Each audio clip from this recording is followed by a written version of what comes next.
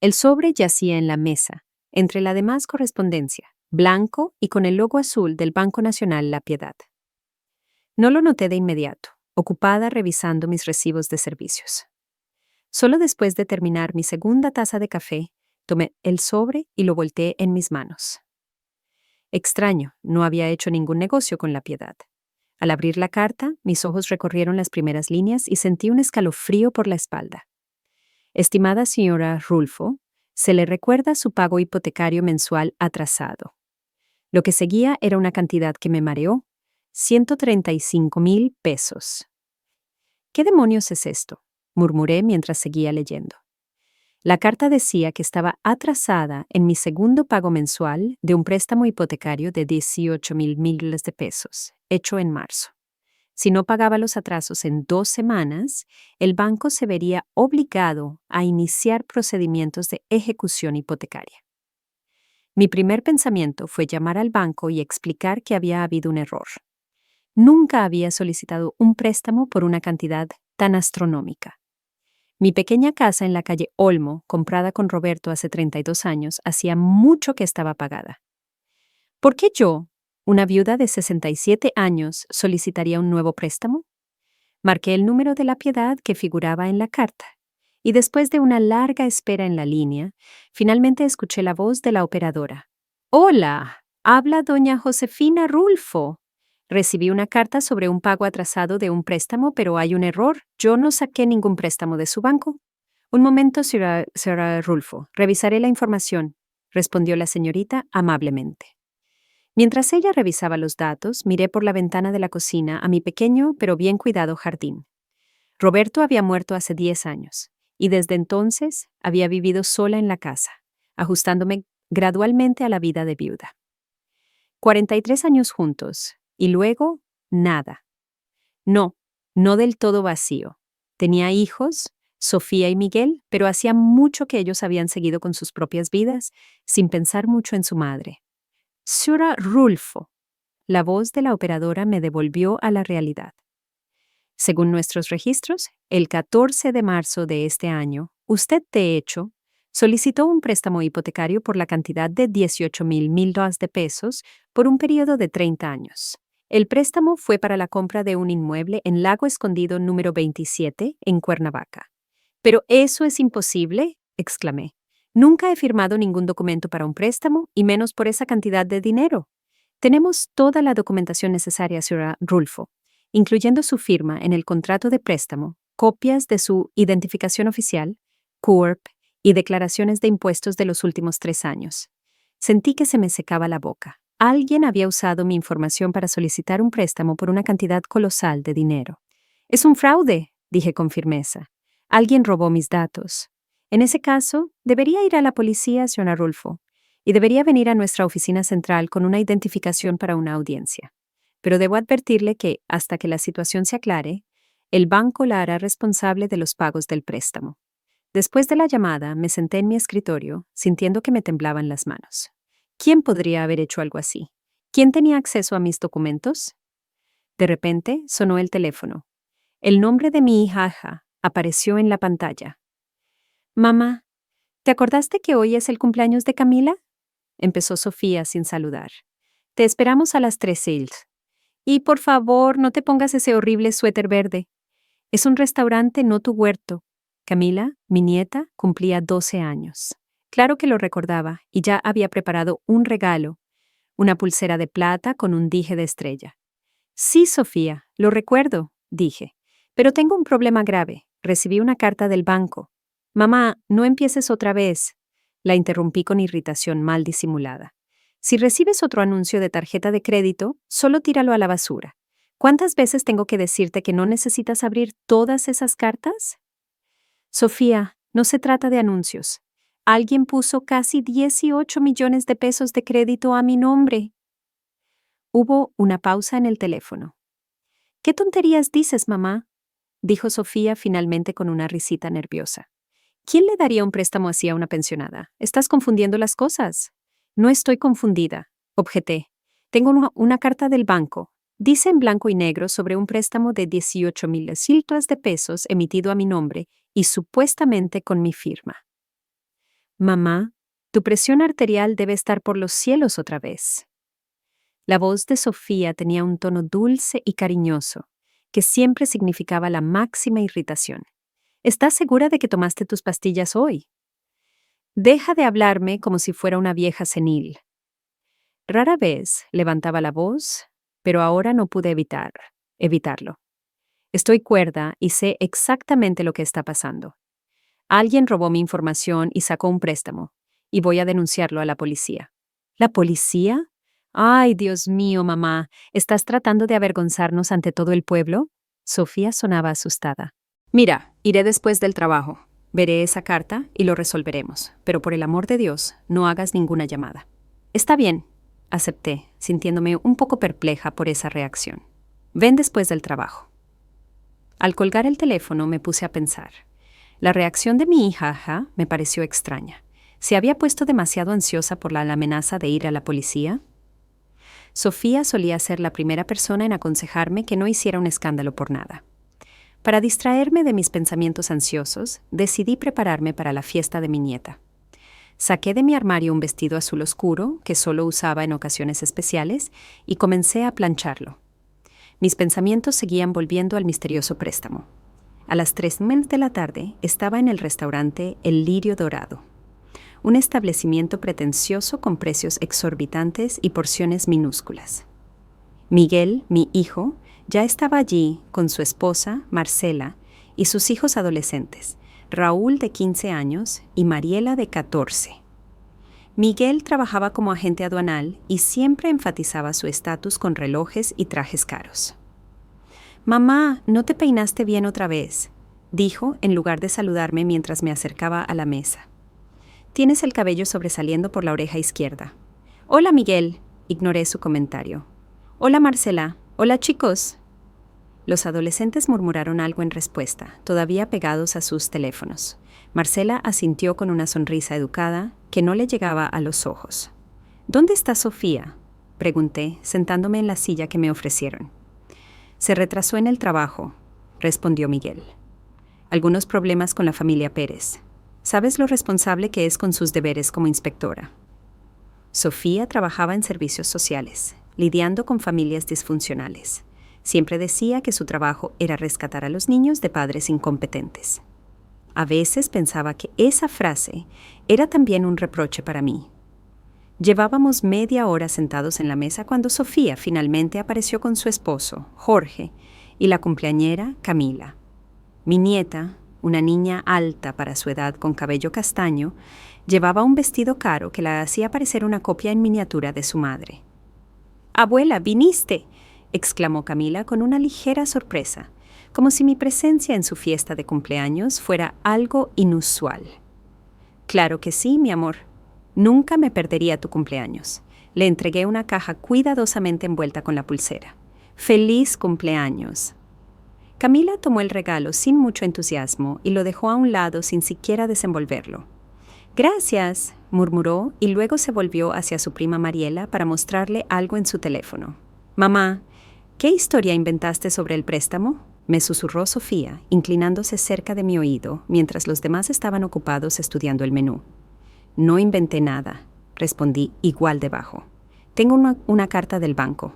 Por el amor de Dios, no hables de eso delante de todos». Sofía se enderezó y dijo en voz alta: «Mamá, ¿quieres ensalada o sopa?». El almuerzo transcurrió en una atmósfera tensa. Miguel y Sofía discutían algunos asuntos generales, ocasionalmente dirigiéndose a mí con preguntas condescendientes como: «¿Todavía te acuerdas del tío Ramiro?». «Mamá, ¿estás segura de que estás bien sola en esta casa tan grande?». Mi casa estaba lejos de ser grande. Solo 3 recámaras, una sala y una cocina. Pero los chicos periódicamente insinuaban que debería mudarme a un lugar más pequeño. Sospechaba que solo querían vender la casa y repartirse el dinero. Después del almuerzo, mientras Camila abría los regalos, noté que Sofía y Miguel intercambiaban miradas significativas, mientras mi nieta dejaba a un lado descuidadamente la pulsera de plata. «Debe ser anticuada», murmuró Sofía para que yo la escuchara. Quise decir que era una réplica de la pulsera de mi abuela que ella había usado toda su vida, pero guardé silencio. ¿Qué sentido tenía explicar el valor de las cosas a personas a quienes solo les importaba el precio? Cuando terminó la fiesta, Sofía dijo que pasaría por mi casa en 1 hora. Tomé el autobús a casa, sintiéndome extrañamente ansiosa. Algo en el comportamiento de mi hija me inquietaba. En casa, volví a leer la carta del banco una vez más. La dirección de la propiedad comprada con el dinero del préstamo me resultaba familiar. Lago Escondido era un nuevo y exclusivo vecindario junto al lago que aparecía con frecuencia en el periódico local. ¿Alguien había robado mi información para comprar una casa allí? Mientras esperaba a Sofía, encendí la computadora. Un regalo de Miguel la Navidad pasada. Para que te mantengas al día, mamá. No era muy buena con las computadoras, pero tenía las habilidades básicas. Abrí un motor de búsqueda y escribí la dirección. Lago Escondido 27, Cuernavaca. Fotos de una lujosa casa de 2 pisos con ventanas panorámicas y vista al lago aparecieron en la pantalla. El valor de una propiedad así realmente podría haber sido de unos 18 millones de pesos. Desplacé la página hacia abajo y me quedé paralizada cuando vi la información sobre una venta reciente. La casa había sido vendida en marzo de este año y la fecha de la transacción coincidía con la fecha en que se tramitó el préstamo. Escuché el sonido de un automóvil deteniéndose y miré por la ventana. Sofía había estacionado su camioneta SUV nueva frente a la casa. Noté que el auto también era nuevo. Anteriormente, ella había tenido un sedán mediano. Cuando mi hija entró en la casa, noté de inmediato su nerviosismo. Evitaba mirarme a los ojos y se arreglaba el cabello con demasiada frecuencia, un gesto que siempre delataba su nerviosismo. ¿Dónde está esa carta, madre?, preguntó sin quitarse el abrigo. En silencio le entregué el sobre. Sofía recorrió rápidamente el texto con la vista, y la vi palidecer. «Es algún tipo de error», dijo con incertidumbre. «O una estafa. Alguien usó tus datos». «Eso fue exactamente lo que te dije por teléfono esta mañana», dije. «Y lo iba a denunciar a la policía». No, dijo Sofía apresuradamente. «Yo me encargo. Tengo un amigo en el Banco Nacional La Piedad que puede ayudarme a arreglar esto». «Yo también descubrí algo», dije con calma. «La dirección de la carta es una casa nueva en Lago Escondido. Es una casa muy bonita, según las fotos de internet, de 2 pisos con vista al lago». Sofía levantó la vista bruscamente. «¿Buscaste en internet?» «Sí», asentí. «Y también noté que tienes un auto nuevo. No recuerdo que dijeras que pensabas cambiarlo». «Mamá, ¿qué tratas de decir?» La voz de Sofía se endureció. «Nada todavía». Me encogí de hombros. «Solo una observación». Sofía apretó su bolso con nerviosismo. «Mira, te dije que me ocuparía de esa estúpida carta. No tienes nada de qué preocuparte». «Creo que sí me preocupo», repliqué. «Alguien sacó un préstamo a mi nombre, usó mis documentos, falsificó mi firma y si no pago ese préstamo voy a perder la casa». «Nadie te va a quitar tu casa», exclamó Sofía con furia repentina. «Maldita sea, mamá. ¿Por qué siempre tienes que hacer todo tan complicado? Te dije que resolvería el problema». Estaba casi gritando y pude ver las manchas rojas en su cuello. Una señal segura de extrema agitación. Solo una cosa podía causar tal reacción. Sofía sabía mucho más sobre el préstamo de lo que decía. «Fuiste tú», dije en voz baja, mirándola directamente a los ojos. «Tú sacaste el préstamo a mi nombre». Mi hija desvió la mirada. «No seas tonta, mamá. ¿Por qué haría yo eso?» «No lo sé», respondí, «pero lo voy a averiguar». Sofía me arrebató la carta de las manos. «Me llevo esto, y por favor, no hagas ninguna tontería, no llames al banco, no vayas a la policía, yo me encargo». Salió corriendo de la casa, cerrando la puerta con fuerza. Me quedé de pie en medio de la sala, sintiéndome extrañamente devastada. Mi propia hija había robado mi información para comprar una casa de 18 millones de pesos, una casa de la que ni siquiera me había hablado. Lentamente me acerqué a mi computadora y volví a abrir la página con fotos de la casa en Lago Escondido, un edificio lujoso con enormes ventanas y una terraza con vista al lago, un lugar al que nunca me habían invitado. En mi bandeja de entrada noté un mensaje sin leer del banco.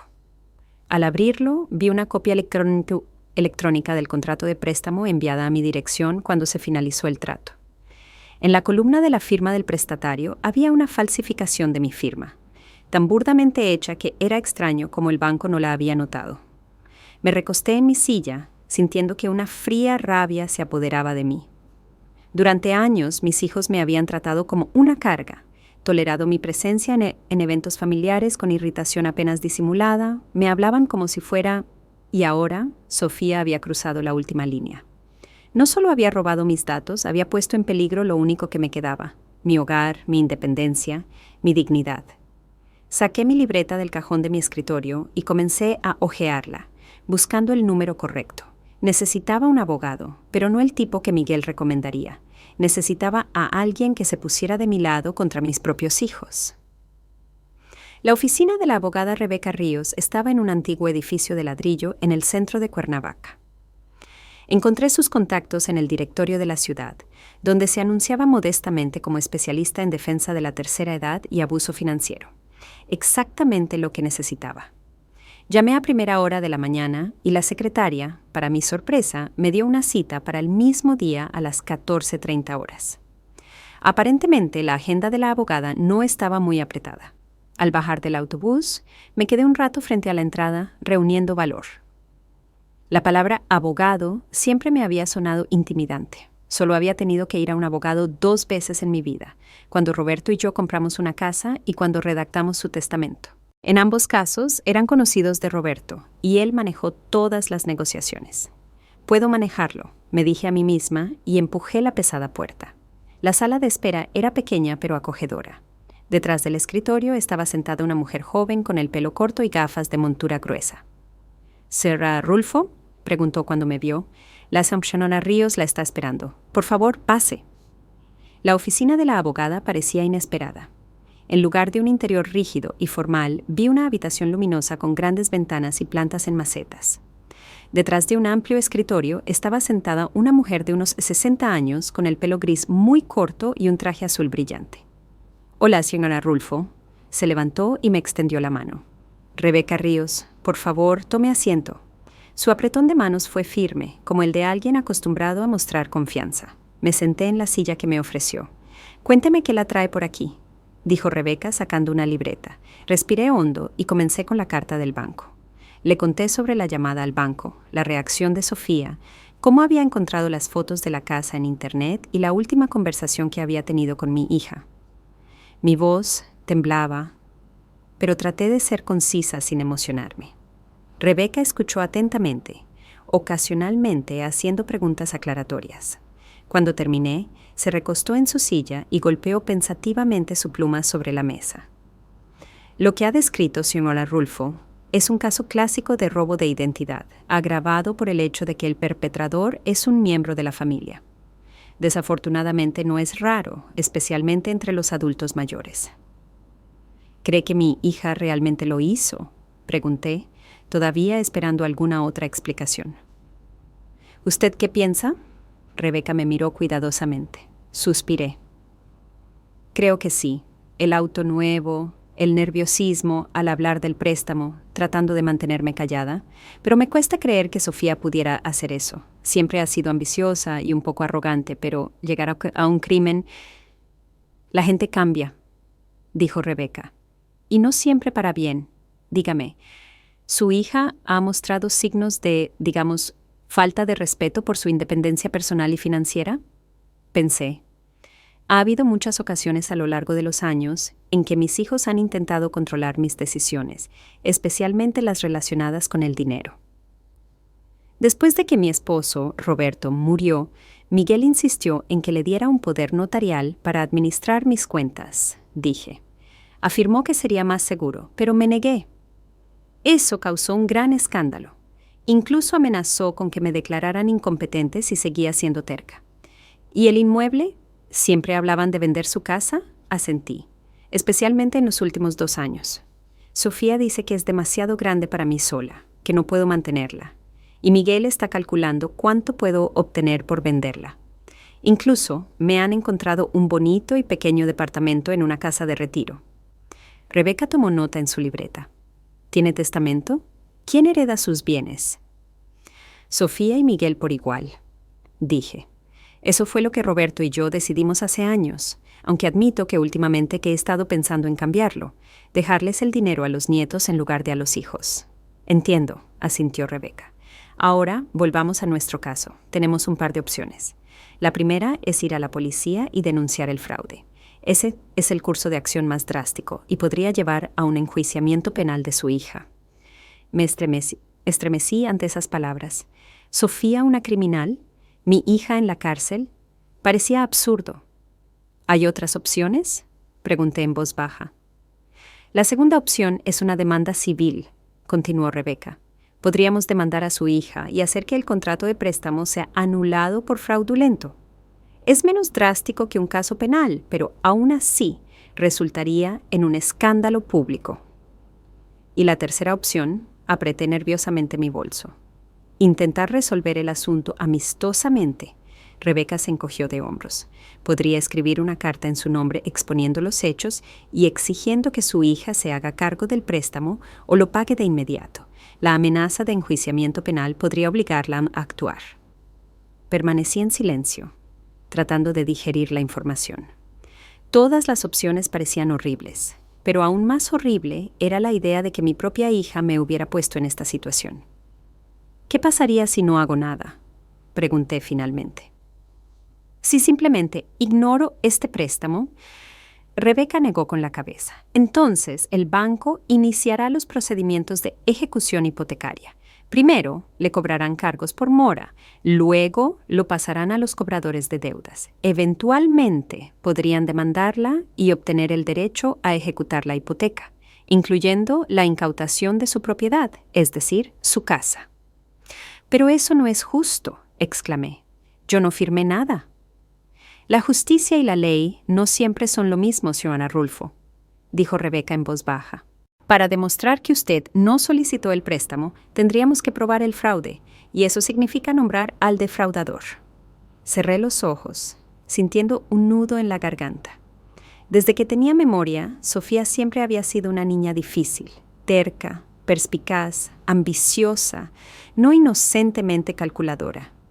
Rara vez hacía amigos en la escuela, pero siempre obtenía las mejores calificaciones. A menudo se peleaba con su hermano, pero podía manipularlo. Roberto pensaba que sería una gran abogada o política. «Nuestra niña tiene un carácter de acero», decía con orgullo, pero había algo más en Sofía. Debajo de la máscara de autoconfianza acechaba una dolorosa necesidad de reconocimiento, de confirmación de su valía. Lo notaba en las cosas más pequeñas, como presumía de cosas nuevas, lo desesperada que estaba por impresionar a los demás, lo dolorosamente que reaccionaba a cualquier crítica. Recuerdo cuando tenía 15 años, llegó a casa llorando porque no obtuvo el papel principal en la obra de teatro de la escuela. «¡Ese papel era mío, mío!», gritaba, encerrándose en su habitación. Y al día siguiente supimos que la niña que había obtenido el papel había tenido un accidente. Alguien la había empujado por las escaleras y se había roto el brazo. Sofía obtuvo el papel. Roberto y yo nunca discutimos el incidente, pero pude ver la preocupación en sus ojos. Cuando se hizo adulta, Sofía no cambió. No se casó con Jorge por amor, sino porque provenía de una familia respetable y bien relacionada. Eligió trabajar en servicios sociales, no por compasión por las familias con problemas, sino porque le daba poder sobre los demás. Y sabía que siempre tenía envidia de quienes vivían en vecindarios elegantes, conducían autos caros, vacacionaban en países exóticos. «Sarah Rulfo». La voz de Rebeca me devolvió a la realidad. «¿Necesita tiempo para pensar?» «Sí, supongo que sí», asentí. «Es una decisión demasiado grande para tomarla de inmediato». «Entiendo». Rebeca me entregó una tarjeta de presentación. «Llámeme cuando haya decidido cómo proceder, pero no se demore demasiado. El tiempo juega en nuestra contra». Me levanté para irme, pero me detuve en la puerta. «Señora Ríos, ¿usted qué haría si estuviera en mi lugar?» Rebeca dudó. «No puedo dar ese tipo de consejos, señora Rulfo. Cada persona debe decidir por sí misma qué es más importante para ella, los lazos familiares o la justicia». «¿Y si no hay elección?», pregunté en voz baja. «Si los lazos familiares ya están rotos, entonces solo hay justicia», respondió Rebeca simplemente, y respeto por uno mismo. Salí de la oficina con el corazón encogido. Estaba lloviznando afuera y abrí el paraguas que siempre llevaba conmigo. Una vieja costumbre de la que mis hijos se burlaban. Abuela, la del clima, me llamaba Camila. Mamá, ahora hay apps del clima, decía Sofía. Caminando lentamente hacia la parada del autobús, pensé en las palabras de Rebeca. Los lazos familiares son justicia, pero ¿no se basan los verdaderos lazos familiares en el respeto mutuo? ¿Puede haber una familia real donde algunos miembros engañan y se aprovechan de otros? El autobús se retrasó y me senté en una banca. La gente pasaba apresurada, resguardándose de la lluvia, indiferente a los problemas ajenos, y mi mente daba vueltas con recuerdos. Aquí estaba Sofía, una niña pequeña con trenzas, corriendo hacia mí con un dibujo. «Mami, mira, ¿eres tú?» En el dibujo, la figura angulosa de una mujer con una sonrisa enorme. Aquí está ella, una adolescente, poniendo los ojos en blanco mientras intento abrazarla frente a la escuela. «Mamá, me estás avergonzando».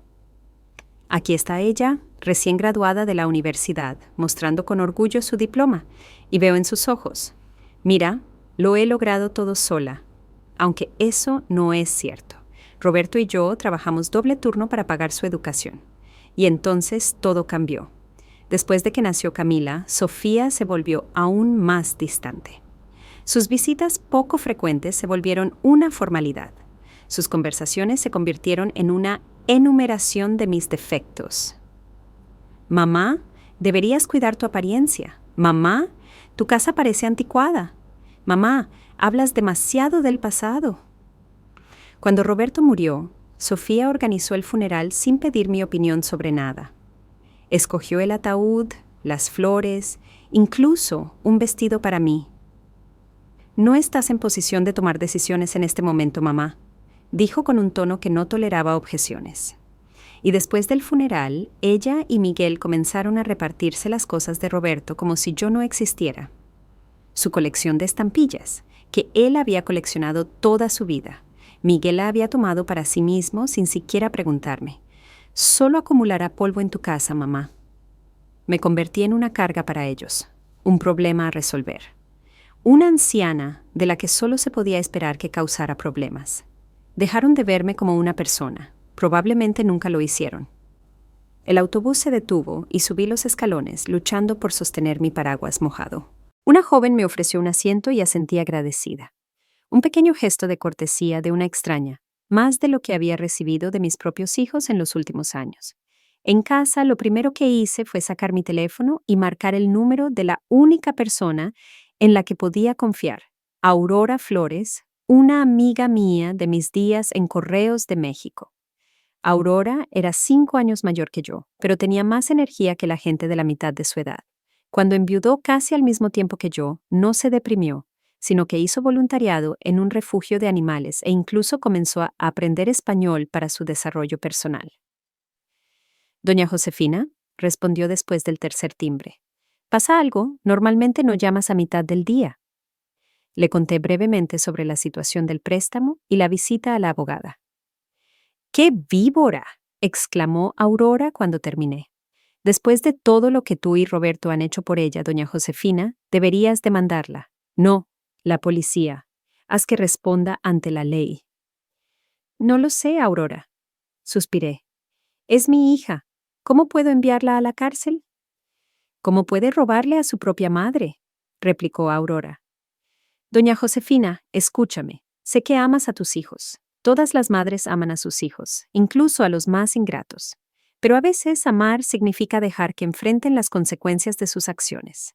Si Sofía se sale con la suya con esta estafa, ¿qué hará la próxima vez?». Sus palabras tenían sentido, pero todavía me costaba aceptar la idea de presentar cargos contra mi propia hija. «Lo pensaré», dije. «Necesito tiempo». «Solo no demasiado», advirtió Aurora. «Esos banqueros no esperarán para siempre. Y recuerda, estoy de tu lado, decidas lo que decidas». Después de hablar con Aurora, me sentí un poco mejor. Al menos había una persona en el mundo que me apoyaba incondicionalmente. Hice té y me senté junto a la ventana, viendo cómo la lluvia se intensificaba hasta convertirse en un aguacero torrencial. Las gotas tamborileaban en el cristal, creando un ritmo relajante. Mis pensamientos se aclaraban lentamente. ¿Qué diría Roberto si estuviera en esta situación? Mi esposo era un hombre amable, pero con principios firmes. Debe hacerse justicia, decía a menudo. Y también, no puedes dejar que los demás te pisen, incluso si esos otros son tu propia familia. Quizás dejé que mis hijos me faltaran el respeto durante demasiado tiempo. Quizás fue mi dulzura y mi naturaleza complaciente lo que llevó a Sofía a dar este paso. Ella sabía que yo preferiría guardar silencio antes que armar un escándalo. Pero esta vez no. Deja de ser el felpudo que la gente pisa. Basta de ser la invisible cuya opinión puede ser ignorada. Basta de ser la mamá vieja y anticuada que es tolerada por cortesía. Tomé el teléfono y marqué el número de Rebeca Ríos. ¿Será Rulfo? Respondió sorprendida. No esperaba saber de usted tan pronto. Me he decidido, dije con firmeza. Quiero presentar una demanda contra mi hija y una denuncia policial por fraude. ¿Estás segura? Pude escuchar la duda en la voz de Rebeca. Es un gran paso. Estoy absolutamente segura, respondí. Si me retracto ahora, nunca más me respetaré a mí misma, y mis hijos nunca más me respetarán. Está bien, dijo Rebeca después de una pausa. Venga mañana por la mañana a las 10 tiliches. Prepararemos el papeleo necesario. Al colgar el teléfono, sentí un extraño alivio. Por primera vez en años, había tomado una decisión pensando en mí misma, no en lo que dirían los chicos. Fue aterrador y liberador al mismo tiempo. El teléfono volvió a sonar. El nombre de Miguel apareció en la pantalla. «Mamá, ¿estás loca?», empezó sin saludar. «Sofía me acaba de llamar histérica. Dice que la estás amenazando con demandarla por una carta del banco». «No fue nada, Miguel», dije con calma. «Tu hermana hizo un préstamo a mi nombre sin mi conocimiento.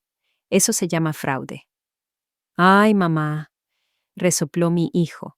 «¿Qué tanto drama? Sí, sacó un préstamo. Ella lo está pagando. ¿A ti qué te importa? La diferencia es que es ilegal», dije. «Y si deja de pagar, la que estará en problemas soy yo». «Ella no va a dejar de pagar», Miguel levantó la voz. «Maldita sea, mamá, siempre tienes que ser tan fastidiosa, siempre haciendo todo tan complicado». «¿Lo sabías?», te pregunté directamente. «¿Sabías que Sofía estaba usando mis documentos?». Miguel dudó por un segundo. «Yo no entré en detalles. Ella dijo que tenías un acuerdo». «No teníamos ningún acuerdo», lo interrumpí. «Ella robó mis datos. Y si lo sabías y no la detuviste, entonces eres un cómplice». «¿Un cómplice?». Miguel se rió, pero nerviosamente. «Mamá, has estado viendo demasiados programas de crimen. Nadie cree que sea un crimen. Es solo un acuerdo familiar». «No, Miguel, es un crimen», dije con firmeza. «Y tengo la intención de obtener justicia». «Por el amor de Dios, mamá». Había impaciencia en la voz de mi hijo. «¿Qué justicia? ¿Quieres meter a tu propia hija en la cárcel? ¿Deshonrar a toda la familia? ¿Qué estás pensando?». «Estoy pensando que mis hijos creen que soy tan insignificante que ni siquiera ven un problema en usar mi nombre para sus tejemanejes», respondí. «Pienso en el hecho de que ambos me han tratado como una carga durante años. Creo que es hora de que eso se detenga. Mamá, escucha». La voz de Miguel se volvió dulcemente persuasiva. «Déjame ir a tu casa y hablamos de esto. Es solo un malentendido. Sofía no quiso hacer daño. Solo quería una vida mejor para su familia a mi costa. No seas tan dramático, Miguel. Nadie te va a dejar con deudas. Sofía está pagando su préstamo y lo seguirá pagando. ¿Qué pasa si pierde su trabajo, se enferma, decide que ya no quiere pagar? ¿Qué entonces?». «No sucederá», dijo Miguel con confianza. «Mamá, tienes que confiar en tus hijos». «No, Miguel», respondí en voz baja. «Ustedes son quienes deberían haber respetado a su madre, pero no lo hicieron, y ahora era el momento de pagar por ello». Colgué sin esperar una respuesta. Mis manos temblaban, pero me sentía sorprendentemente tranquila. Por primera vez en años no me sentía como una anciana indefensa, sino como una persona que podía defenderse. Por supuesto, Miguel y Sofía me presionarían, usarían todos los medios para hacerme retroceder. Me amenazarían, adularían, manipularían, incluso podrían intentar pintarme como una anciana senil, fuera de sí, fuera de control. Pero ahora tenía a Rebeca Ríos, una abogada que me creía y estaba dispuesta a luchar por mis derechos.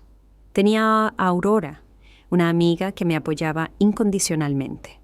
Y tenía mi determinación de no dejar que nadie más, ni siquiera mis propios hijos, pisoteara mi dignidad. La lluvia fuera de la ventana se intensificó, pero sentí que mi vida finalmente comenzaba a aclararse. Tomé el teléfono y marqué el número de Rebeca nuevamente. Sinrakat Ríos, me preguntaba si ganamos el caso. ¿Qué pasa con la casa que Sofía compró con el dinero del préstamo? El banco probablemente la confiscará para pagar el préstamo, respondió Rebeca. Y si su hija es declarada culpable de fraude, podría enfrentar una multa y posiblemente libertad condicional. Entiendo, dije. Gracias, nos vemos mañana.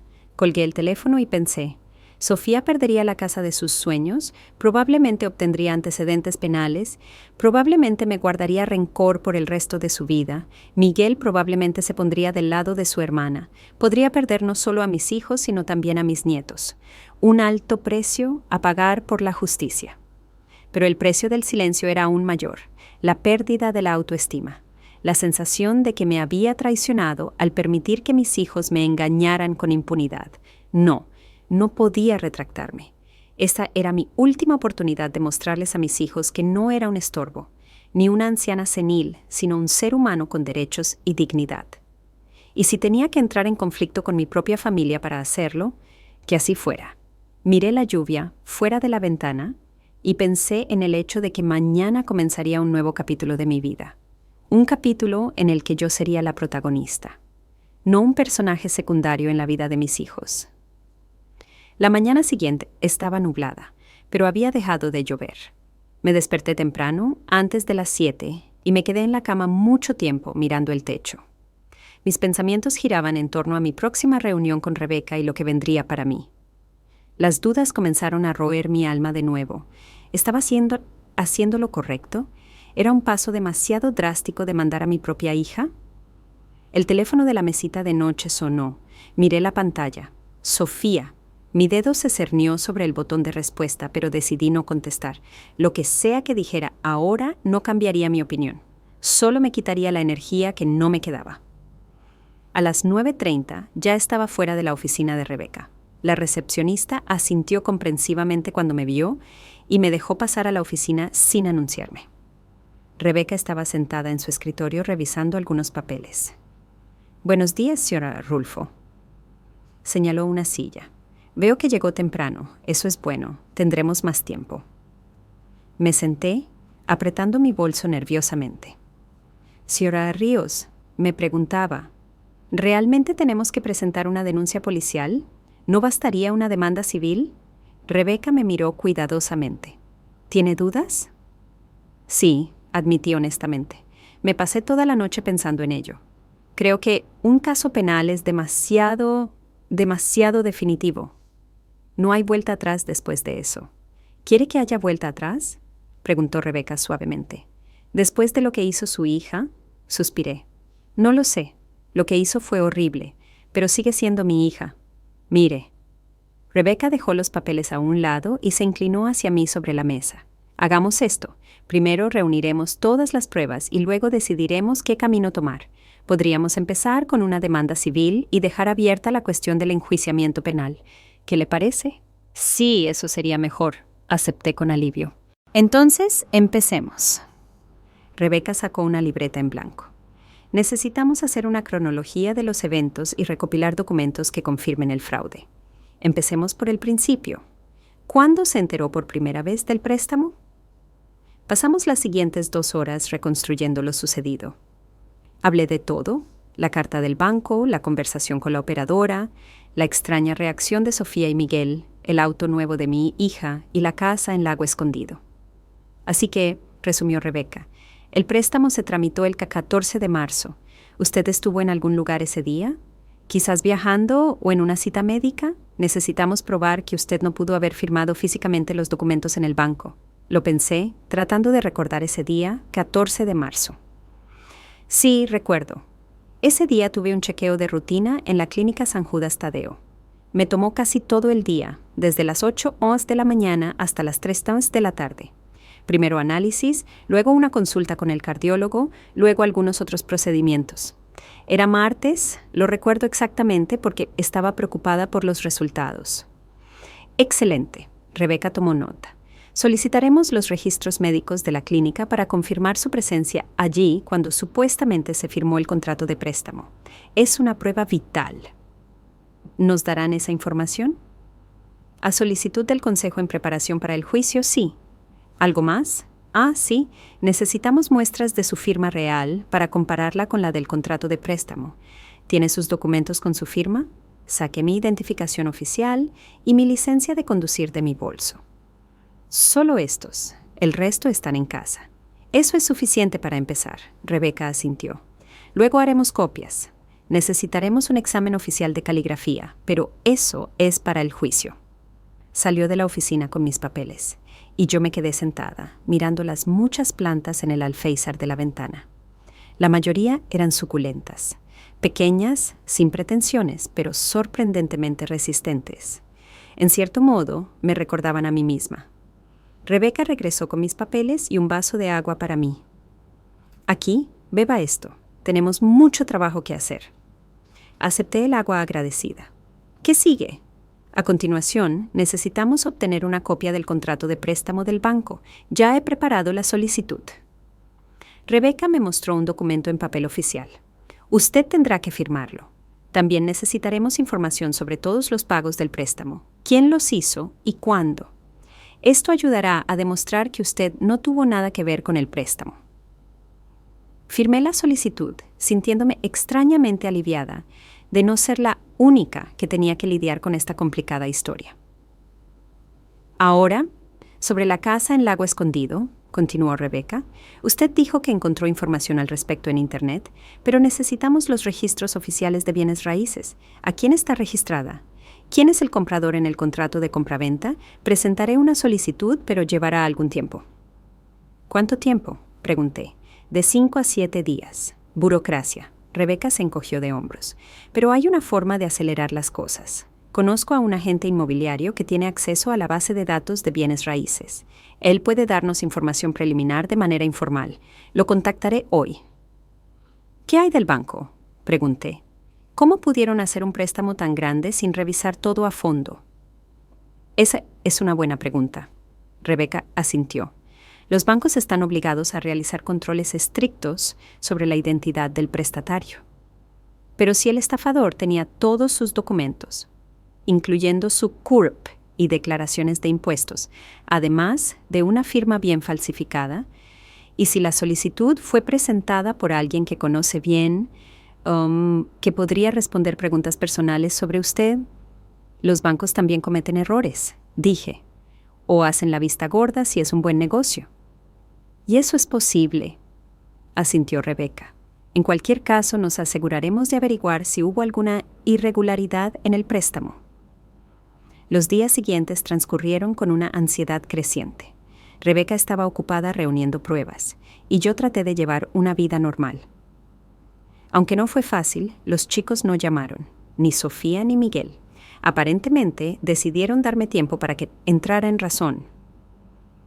Al cuarto día, Rebeca llamó y me pidió que fuera a su oficina. Tengo algunas noticias, dijo mientras entraba a su oficina. Un agente inmobiliario que conozco me dio información sobre una casa en Lago Escondido.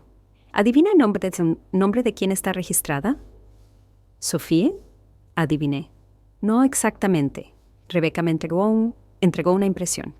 Está registrada a nombre de Inversiones Caldwell S.A. de C.V. Es una sociedad anónima de capital variable creada por su yerno, Jorge Caldwell, hace 2 meses, poco antes de que comprara la casa. Fruncí el ceño. ¿Por qué tanto problema? ¿Por qué no registrar la casa directamente a su nombre? Para ocultar al verdadero propietario, explicó Rebeca. Es una práctica común cuando la gente quiere ocultar algo. En este caso, creo que su hija y su esposo querían ocultar la conexión entre el préstamo a su nombre y la compra de la casa. Si la casa hubiera sido escriturada directamente a Sofía, sería demasiado obvio a dónde fue el dinero. Pero ellos viven en la casa, ¿verdad? ¿Cómo explican eso? Oficialmente alquilan la casa a Inversiones Caldwell. Al menos eso dijo mi fuente. La renta es de 20,000 pesos al mes, lo cual está muy por debajo del precio de mercado para una casa como esta. Negué con la cabeza, asombrada por la astucia de mi hija. No me di cuenta de que era capaz de tales maquinaciones. Eso no es todo, continuó Rebeca. Obtuve una copia del contrato de préstamo del banco. Mire la firma, me la tendió. Había un garabato en la columna de la firma del prestatario que se parecía remotamente a mi firma. Ni siquiera se parece a eso, exclamé. ¿Cómo pudo el banco aceptar una falsificación tan obvia? Porque alguien en el banco ayudó a su hija. Rebeca golpeó el documento con el dedo. Observe el nombre del oficial de préstamos que procesó la transacción. Gerardo Pérez. ¿Le suena ese nombre? Dudé. No, no lo recuerdo. ¿Y a su hija? No lo sé. Espere un minuto. Recordé la conversación en la fiesta de cumpleaños de Camila. Miguel había mencionado a alguien llamado Gerardo, alguien con quien Sofía había ido a la universidad. Creo que salieron un tiempo, pero no estoy segura de que sea el mismo Gerardo. Vale la pena comprobarlo. Rebeca tomó nota. Si el oficial de préstamos conocía a su hija personalmente, eso explicaría cómo logró eludir los controles estándar. Rebeca sacó otro documento. Aquí está el estado de cuenta del préstamo. Ya se han realizado 2 pagos. ¿Adivina quién? ¿Sofía? No. Inversiones Caldwell. El dinero sale de una cuenta corporativa. Otro intento de ocultar la conexión. Me recosté en mi silla, tratando de procesar lo que escuchaba.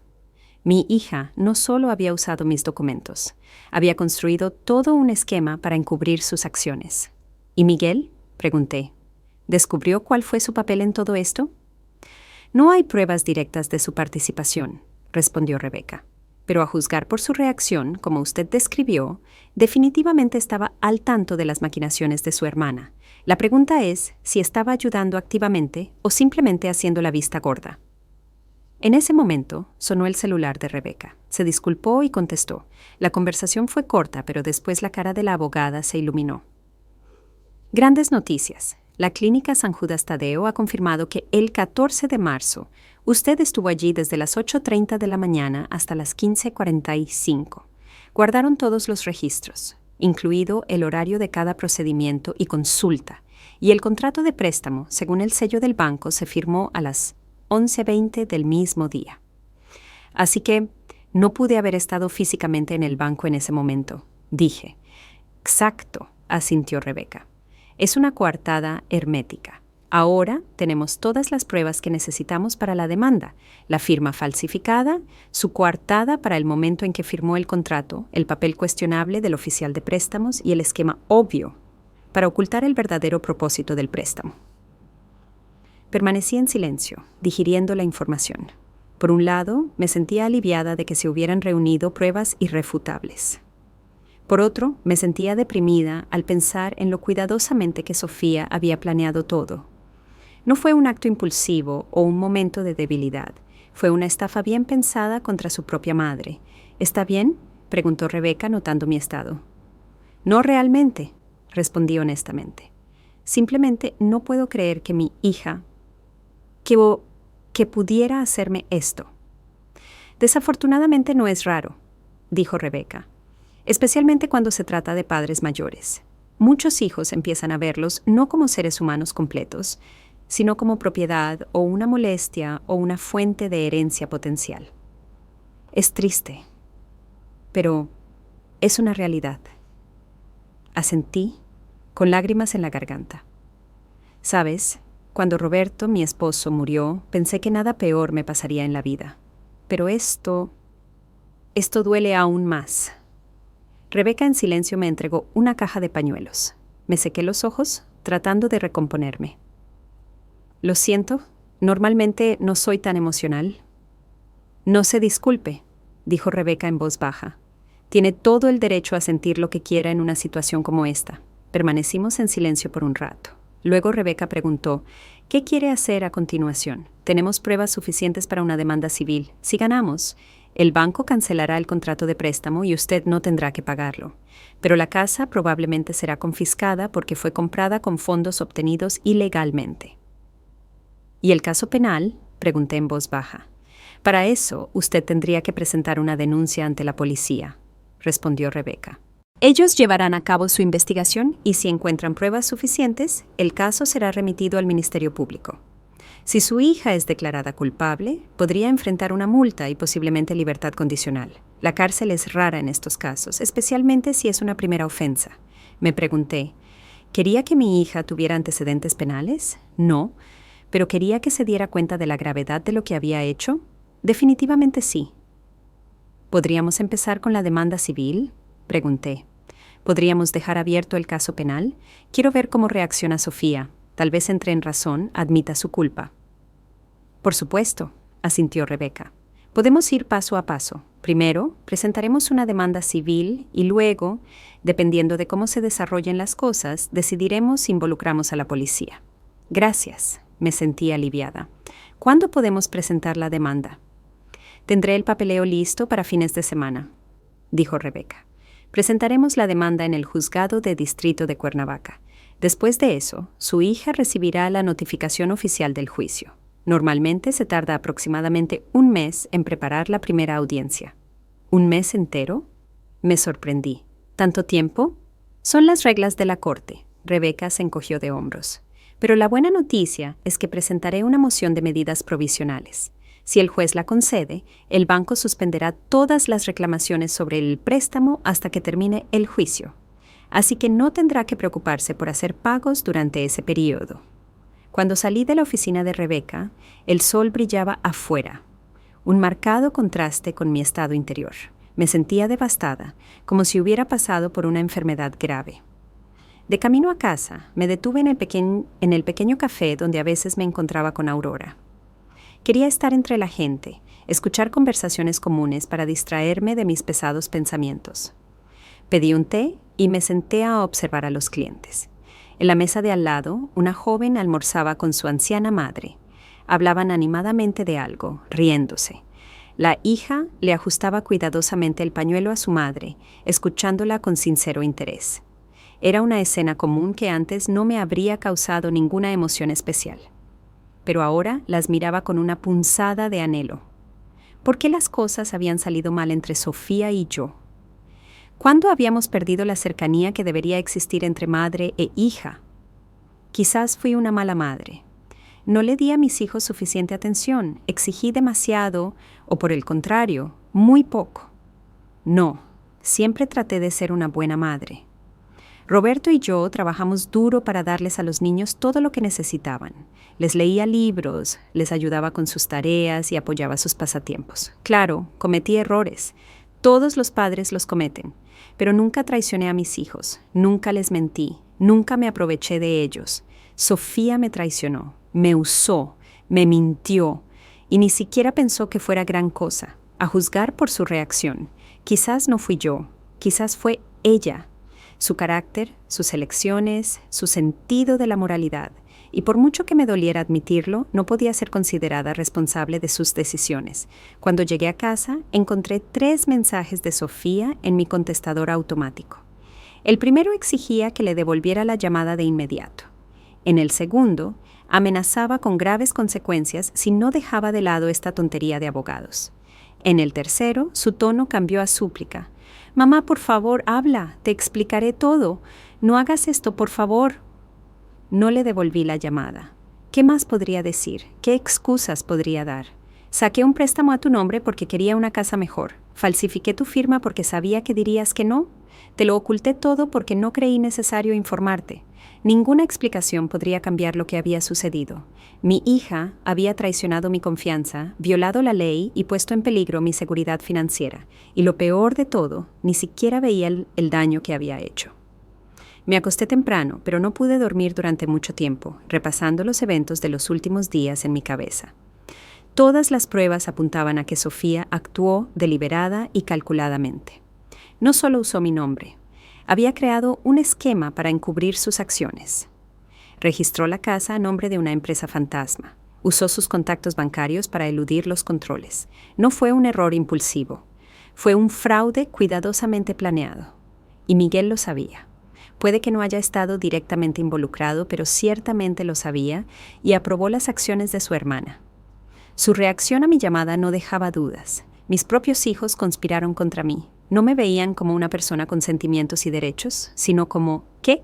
Un obstáculo, un inconveniente, un medio para sus fines. ¿Cómo pude no haber visto esto antes? ¿Cómo pude no ver que la actitud de mis hijos hacia mí había cruzado hace mucho la línea de la mera falta de respeto?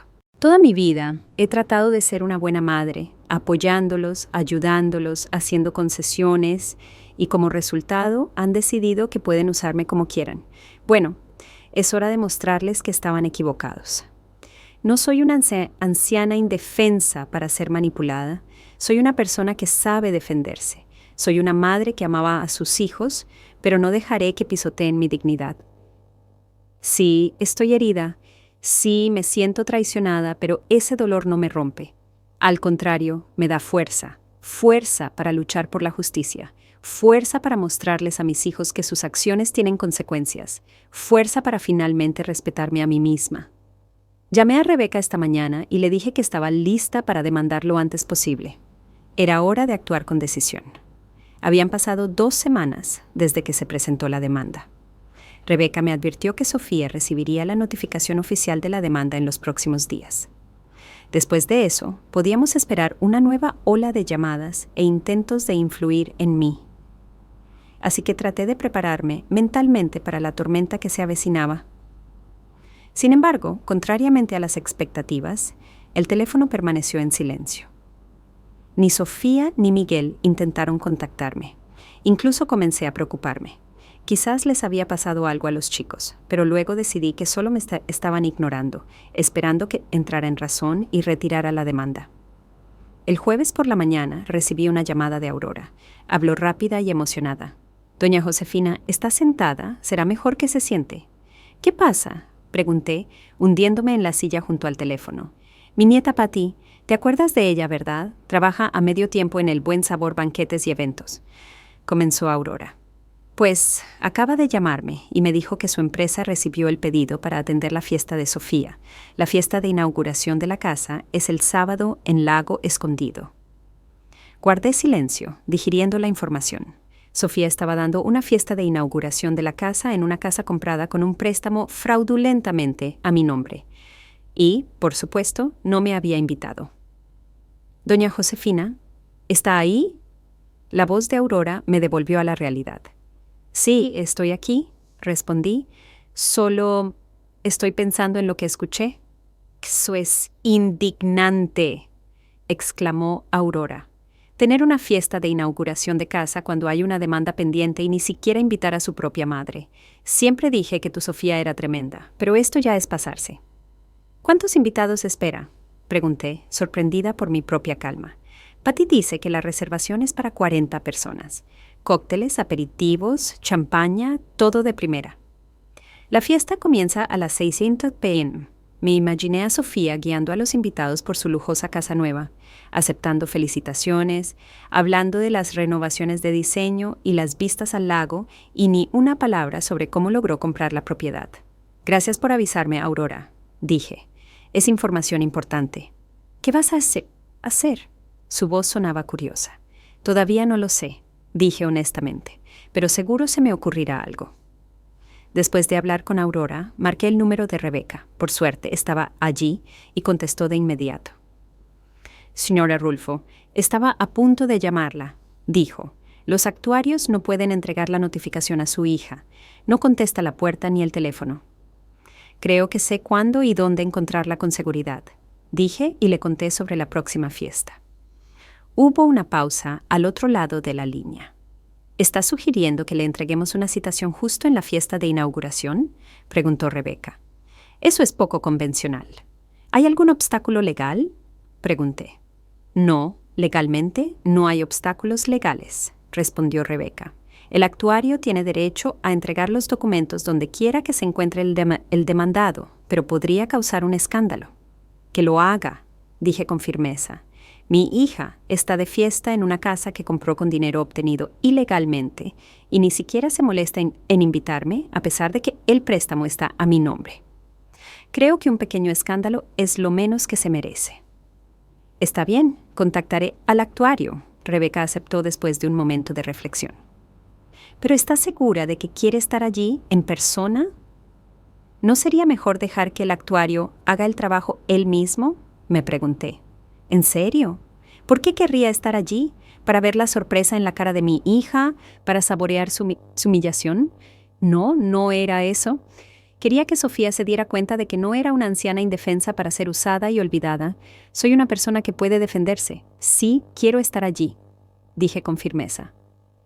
No por venganza, sino para mostrarle a mi hija que no me he rendido y no lo haré. Entiendo. La voz de Rebeca era respetuosa. En ese caso, coordinaré con el actuario para reunirme con usted el sábado por la noche cerca de la casa de su hija. ¿Qué le parece a las 5:30? Está bien, acepté. Avíseme la ubicación exacta más cerca de la fecha. Después de hablar con Rebeca, me sentí extrañamente tranquila. La decisión había sido tomada y ahora todo lo que tenía que hacer era seguir el plan. Por primera vez en mucho tiempo, sentí que tenía el control de la situación en lugar de estar a la deriva. El resto de la semana transcurrió en una ansiosa anticipación. Traté de ocuparme con tareas cotidianas, limpiar, leer, trabajar en el jardín, pero mis pensamientos seguían volviendo al sábado. ¿Estoy haciendo lo correcto?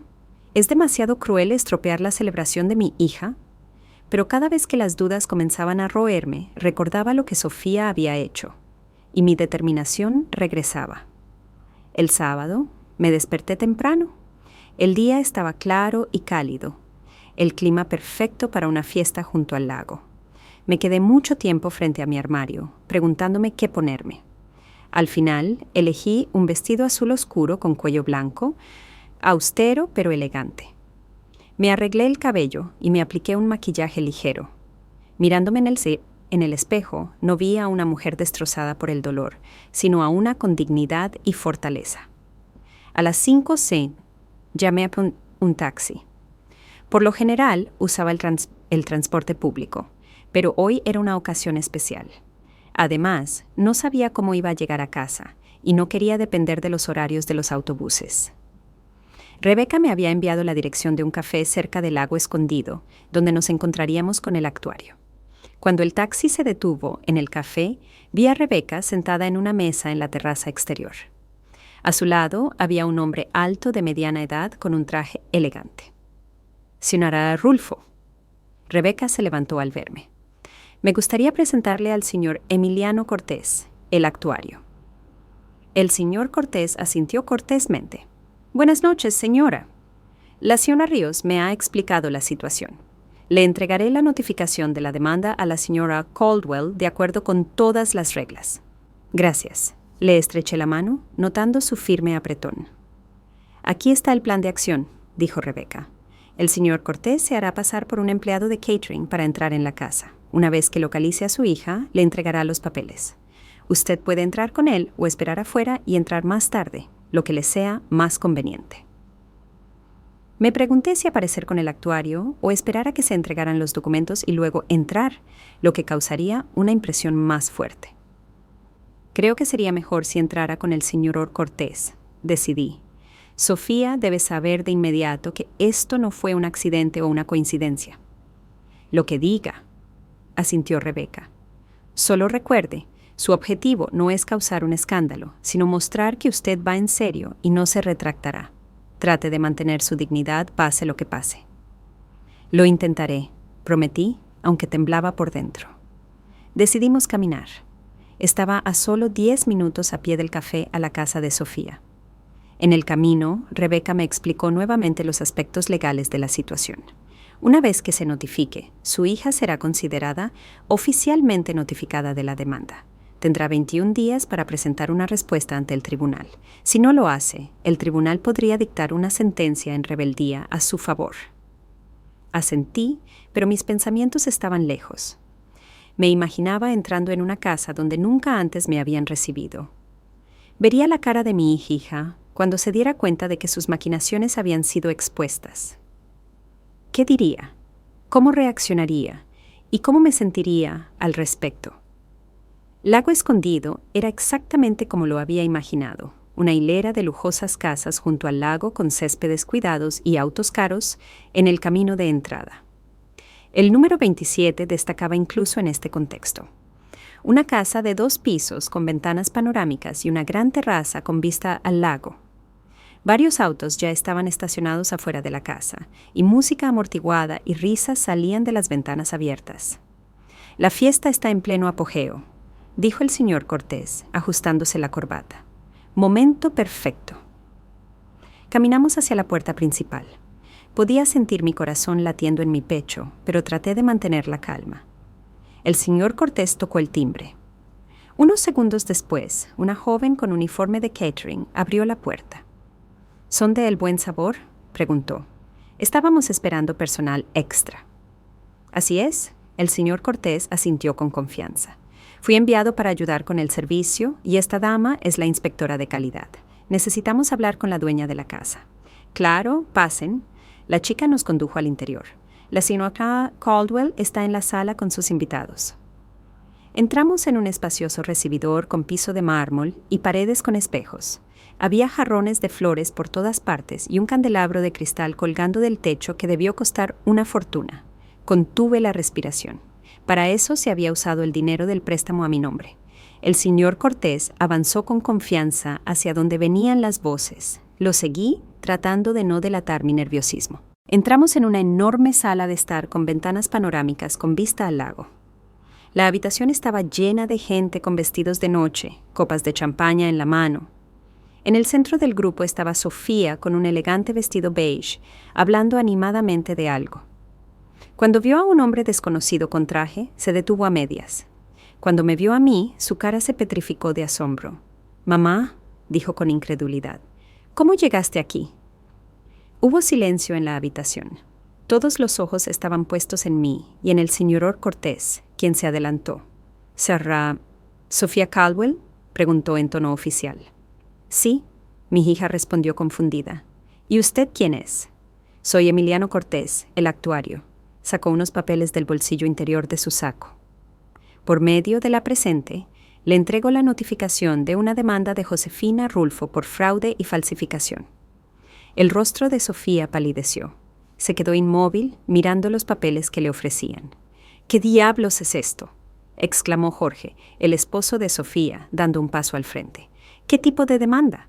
«La demanda se refiere a un préstamo hipotecario de 18,000 milas de pesos hecho ilegalmente a nombre de la señora Rulfo», explicó el señor Cortés con calma. «Señora Caldwell, por favor, acepte los papeles». Sofía tomó los papeles mecánicamente, todavía mirándome con asombro. «Mamá, ¿estás loca?», siseó, haciendo un espectáculo así frente a todos. No, Sofía, tú eres la loca», dije en voz baja pero firme, «sacando un préstamo a mi nombre sin mi conocimiento, falsificando mi firma, comprando una casa con dinero que no te pertenece». La habitación quedó tan silenciosa que se podía escuchar el tic-tac del reloj en la pared. Los invitados se miraron confundidos. Alguien comenzó a dirigirse hacia la salida. «Señora Rulfo». El señor Cortés se inclinó ligeramente hacia mí. «Mi misión está cumplida. Estoy listo para irme a menos que tenga más instrucciones». «Gracias, señor Cortés», asentí. «Es libre de irse». El actuario hizo una reverencia cortésmente y se dirigió a la salida. Hubo un silencio incómodo en la sala. Sofía permaneció de pie, apretando los documentos que había recibido, y parecía insegura de qué hacer a continuación. «Sigamos con la fiesta, gente». Jorge intentó aligerar el ambiente. «Señorita», le dijo a la chica del catering, «traiga más champaña mientras mi suegra y yo hablamos en el estudio». Dio un paso hacia mí, con la intención de tomarme del brazo, pero retrocedí. «No, Jorge», dije. «No hay conversaciones en el estudio. Todo lo que tengo que decir ya lo he dicho en la corte. Ahora quiero ver la casa que compré con el dinero del préstamo a mi nombre. Tengo ese derecho, ¿no? Mamá, detente ahora mismo». Sofía finalmente recuperó el habla. «Nos estás avergonzando delante de todos». «No, Sofía, tú te estás avergonzando a ti misma con tus acciones», dije con calma. «Yo solo estoy diciendo la verdad». «¿Qué verdad?», Miguel, a quien no había notado entre los invitados, intervino. «¿Qué estás inventando otra vez, madre?» «No inventé nada, Miguel». Me volví hacia mi hijo. «Tu hermana hizo el préstamo a mi nombre falsificando mi firma, y tú lo sabías, pero no hiciste nada para detenerla». «Eso no es cierto», Miguel murmuró, pero pude ver en sus ojos que había dado en el blanco. Basta. Sofía tiró los papeles sobre la mesa de centro. Mamá, sal de aquí ahora mismo o llamo a la policía. Llámalos, dije con calma. Será interesante explicarles a los agentes por qué echas de la casa a la persona a cuyo nombre está el préstamo para su compra. Hubo un susurro sorprendido entre los invitados. Algunos incluso silbaron en voz baja. Sofía parecía como si la hubieran golpeado. Damas y caballeros, me dirigí a los invitados. Pido disculpas por la escena. No quise arruinar su noche, pero pensé que deberían saber que esta hermosa casa fue comprada con dinero fraudulento. Mi hija usó mi acta de nacimiento y falsificó mi firma para obtener un préstamo de $18,000 de pesos. Y luego registró la casa a nombre de una empresa fantasma para encubrir sus acciones. «¡Eso es mentira!», gritó Sofía. «Mamá, aceptaste ayudarnos con el préstamo. Me diste un poder notarial». «¿Lo hice?», levanté una ceja. «¿Dónde está ese poder notarial? ¿Por qué no lo mostraste al banco? ¿Por qué tuviste que falsificar mi firma? ¿Y por qué me enteré del préstamo solo cuando recibí la carta de pago atrasado?» Sofía guardó silencio, apretando los labios en una fina línea. Jorge puso su mano en el hombro de ella como intentando apoyarla. «Mamá, no hagamos una escena», dijo conciliadoramente. «Podemos hablar de esto en paz mañana, por ejemplo». «No, Jorge», negué con la cabeza. Ya habíamos intentado hablar. Sofía había ignorado mis llamadas. Miguel me estaba instando a no hacer ninguna tontería. Ninguno de ustedes tomó la situación en serio. Pensaron que simplemente lo aceptaría como siempre lo hago, pero esta vez no. Hice una pausa, recorriendo la sala. Muebles de lujo, lámparas de diseño, cuadros y marcos caros. Todo gritaba dinero, dinero tomado por fraude. «Es una casa hermosa», dije. «Lástima que pronto tendremos que venderla para pagar el préstamo, o el banco la confiscará. No he decidido qué opción prefiero». «No puedes hacer eso», exclamó Sofía, dando un paso hacia mí. «Este es nuestro hogar. Hemos trabajado toda nuestra vida para poder pagar una casa como esta». «No, Sofía», objeté. «Ustedes no trabajaron para esto. Simplemente robaron dinero usando mi nombre. Y ahora tendrán que responder por ello». Fue entonces cuando Camila, mi nieta, entró corriendo en la sala. Se detuvo al ver la tensa escena. «¿Qué está pasando?», preguntó, mirando de su madre a mí. «Abuela, ¿por qué estás aquí?». «Hola, Camila», le sonreí. «Vine a ver tu casa nueva. Es hermosa». «Camila, sube a tu cuarto», dijo Sofía bruscamente. «¿Ahora? Pero mamá...» «Ahora», repitió Sofía, levantando la voz. Camila me lanzó una mirada perpleja y salió de la habitación de mala gana. «¿Ves lo que has hecho?». Sofía se volvió hacia mí. «Has traumatizado a la niña con tus estúpidas acusaciones». «No, Sofía», dije con calma. «Tú has traumatizado a tu hija al darle un ejemplo de deshonestidad y falta de respeto por la ley. ¿Qué pensará cuando sepa la verdad sobre cómo obtuviste esta casa?». «Ella nunca lo sabrá». Sofía apretó los dientes. «Porque no hay verdad. Es solo la fantasía de una vieja senil que tiene celos del éxito de sus propios hijos». Sentí que la ira se apoderaba de mí, pero la contuve. No era el momento ni el lugar para estallidos emocionales. «¿Fantasía?», negué con la cabeza. «Tengo pruebas, Sofía. Análisis caligráficos que demuestran que la firma fue falsificada. Registros médicos que prueban que estuve en San Judas Tadeo cuando supuestamente firmé el contrato de préstamo. Registros inmobiliarios que muestran que la casa fue registrada a nombre de una empresa fantasma llamada Inversiones Caldwell. Información sobre los pagos del préstamo realizados desde la cuenta corporativa de la empresa. Y el testimonio de Gerardo Pérez, un oficial de préstamos que admitió haberte ayudado a eludir los controles debido a su relación pasada». Con cada palabra que decía, el rostro de Sofía se volvía más y más pálido. Vi el miedo parpadear en sus ojos por primera vez en toda nuestra confrontación. «Estás mintiendo», susurró. «Gerardo nunca...». «Él ya testificó», mentí, esperando que Rebeca me perdonara por esta pequeña artimaña. «Cuando se le dio a elegir entre ayudarte y enjuiciarte, eligió salvar su propio pellejo. Típico de los hombres, ¿no?». Jorge ahora miraba a su esposa con desconcierto y sospecha. «Sofía, ¿de qué está hablando? ¿Gerardo quién?». «Nada», dijo Sofía. «Lo está inventando». «Entonces, ¿por qué estás pálida?», preguntó Jorge. «¿Y por qué nunca me contaste los detalles de cómo se arregló el préstamo?». Vi una sombra de desconfianza pasar entre la pareja. Jorge pudo haber sabido sobre las maquinaciones de su esposa en términos generales, pero los detalles parecían haberle sido ocultados. Damas y caballeros, dije nuevamente a los invitados, muchos de los cuales ya se sentían incómodos. Una vez más, pido disculpas por arruinar la noche, pero quizás deberían reconsiderar su relación con los dueños de esta casa. Las personas que pueden engañar a su propia madre difícilmente serán honestas con amigos y compañeros de trabajo. ¡Sal de aquí!, gritó Sofía, perdiendo los estribos. ¡Sal de mi casa! Técnicamente todavía no es tu casa, señalé, y no lo será cuando el tribunal decida mi demanda, pero me iré porque ya hice todo lo que quería hacer. Me di la vuelta para irme, pero me detuve al ver a Camila de pie en el umbral. Debió haber escuchado nuestra conversación, y sus ojos estaban muy abiertos por el asombro. «Abuela», susurró, «¿es verdad? ¿Mamá tomó el dinero sin tu permiso?» Miré a mi nieta, sin saber qué decir. No quería herirla, pero tampoco podía mentir. «Sí, Camila», dije suavemente. «Desafortunadamente es verdad, pero no es tu culpa lo que hicieron tus padres». «Camila, no la escuches», exclamó Sofía. «La abuela está confundida, no sabe lo que dice». «Entiendo perfectamente, Sofía», dije.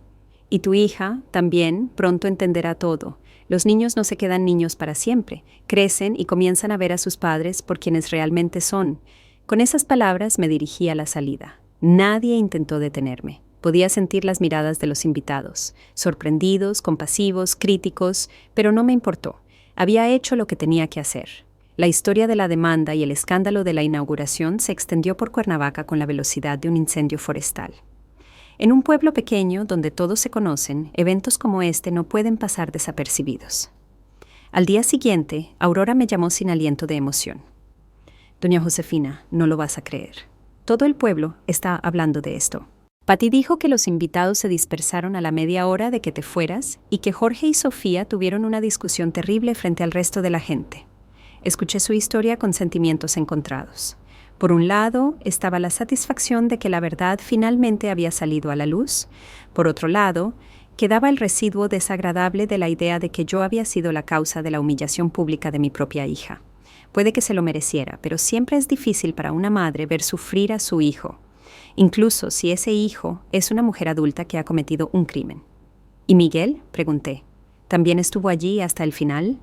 «Según Patty, se fue justo después de ti. Parecía haber visto un fantasma». El día después del escándalo de la inauguración, el teléfono de mi casa no paraba de sonar. Llamaban vecinos, antiguos colegas, incluso personas con las que no había hablado en años. Todos querían saber detalles, expresar apoyo o simplemente chismear. Contestaba educadamente pero brevemente, sin entrar en detalles. Esta historia ya era bastante dolorosa. No necesitaba convertirla en entretenimiento para los curiosos. Hacia el atardecer, Rebeca llamó. «Señora Rulfo, ¿cómo está? Espero que los eventos de ayer no la hayan afectado demasiado».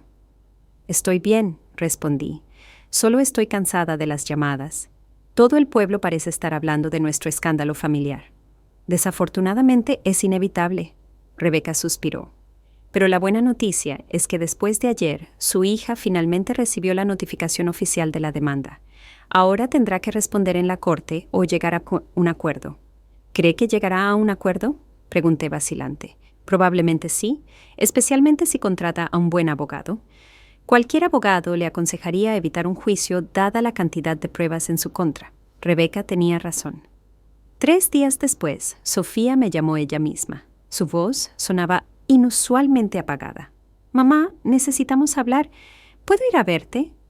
«Claro», dije, un poco sorprendida por su tono. Sofía llegó 1 hora más tarde. Parecía demacrada, con ojeras. Estaba vestida sencillamente, sin la ropa elegante habitual. Jeans, suéter, maquillaje mínimo. Cuando entró en la casa, se detuvo insegura en el pasillo, como si no supiera a dónde ir. «Pasa a la cocina», le dije. «Acababa de hacer té». Nos sentamos a la mesa una frente a la otra. Sofía sostuvo la taza con ambas manos como si se estuviera calentando con ella. «Mamá», comenzó después de una pausa, «vine a hablar de la demanda». «Lo supuse», asentí. «Te escucho». Contraté a un abogado, dijo Sofía. Él revisó el expediente del caso y dijo que, tartamudeó, no tengo muchas posibilidades de ganar. Las pruebas eran demasiado contundentes. Permanecí en silencio, esperando que continuara. Me ofreció llegar a un acuerdo, continuó Sofía, para evitar un juicio y un posible enjuiciamiento penal. ¿Y qué incluye ese acuerdo?, pregunté. Yo asumo el préstamo, dijo Sofía rápidamente. Lo pongo a mi nombre, pago todos los intereses y multas. Te compenso por daños morales, 200,000 pesos. A cambio, retiras la demanda y no presentas una denuncia policial. Lo pensé. La propuesta era razonable desde un punto de vista práctico, pero algo me incomodaba. ¿Qué hay de la casa?, pregunté. ¿Qué pasaría con la casa del lago escondido? Sofía apretó los labios. Jorge y yo decidimos venderla después del escándalo. Después de todo lo que ha pasado, no podemos quedarnos allí. Además, necesitamos el dinero para pagar el préstamo y compensarte. Entiendo, asentí. ¿Y tú? ¿Te das cuenta de lo que has hecho? ¿A qué te refieres? Sofía frunció el ceño. Quiero saber si te das cuenta de la gravedad de lo que has hecho, expliqué. No solo tomaste el dinero sin preguntar, falsificaste documentos, defraudaste al banco, pusiste en peligro mi seguridad financiera. Eso es un crimen, Sofía. Lo sé, dijo en voz baja. Mi abogado me explicó todas las posibles consecuencias. Hasta 5 años de prisión, una multa de hasta 5,000 de pesos, antecedentes penales. No hablo de las consecuencias legales. La interrumpí. Hablo del lado moral. ¿Te das cuenta de que traicionaste mi confianza? ¿Que me hiciste lo que una hija nunca debería hacerle a su madre? Sofía guardó silencio mirando su taza. ¿Por qué lo hiciste?, pregunté. Realmente quiero entender. Jorge y yo siempre habíamos soñado con una casa junto al lago. Comenzó Sofía después de una pausa, pero no teníamos suficiente dinero para el enganche, y entonces descubrí que Gerardo, un antiguo amigo de la universidad, trabajaba en el Banco Nacional La Piedad. Dijo que podía ayudar con el préstamo, pero necesitaba un coprestatario con un buen historial crediticio. Al principio pensé en preguntarte, pero decidiste que sería más fácil falsificar mi firma. Terminé por ella. Sabía que dirías que no, dijo Sofía con repentina amargura. Siempre fuiste tan correcta, tan cuidadosa, siempre diciendo que no a cualquier propuesta arriesgada. Y yo quería esa casa. Quería mostrarle a todos que había logrado algo en mi vida, que no era solo una inspectora de servicios sociales mal pagada, sino una mujer exitosa que podía permitirse el lago escondido. Y por eso, ¿estás dispuesta a arriesgar mi hogar, mi reputación, mi futuro? No pensé que te enterarías, dijo Sofía en voz baja. Planeábamos pagar el préstamo a tiempo, sin pagos atrasados, pero luego Jorge tuvo algunos problemas de negocios y perdimos un pago. Y el banco me envió un aviso. Asentí. Así fue como me enteré. No hablamos por un momento. Empezaba a llover fuera de la ventana, las gotas golpeaban suavemente, monótona y relajante. Bueno, dije por fin, consideraré tu oferta de acuerdo, pero necesitaré consultar con un abogado. Claro, asintió Sofía rápidamente. Entiendo, pero mamá, por favor, no lleves esto a la corte. Arruinaría mi carrera, perdería mi trabajo. Y Camila se avergonzaría tanto delante de sus amigos. Miré a mi hija y no vi remordimiento. Vi miedo. Miedo a las consecuencias, no vergüenza por lo que había hecho. Todavía no se daba cuenta de que el problema principal no era una amenaza a su carrera o reputación, sino que había traicionado a su propia madre. Te daré una respuesta en unos días, dije. Necesito pensarlo. Sofía se fue, dejando una sensación de incompletitud. No vi en ella un arrepentimiento genuino, solo un deseo de evitar problemas, y eso me hizo cuestionar la idea de un acuerdo. Al día siguiente llegó Miguel. A diferencia de su hermana, él fue agresivo desde el principio. Mamá, esto ha ido demasiado lejos. ¿Te das cuenta de que estás destruyendo a nuestra familia con tus acciones? Yo no estoy destruyendo la familia, Miguel, dije con calma. Fuiste tú y Sofía cuando decidieron que podían usarme para sus propios fines. ¡Ay, Dios mío, qué melodramático! Puso los ojos en blanco. Nadie te estaba usando.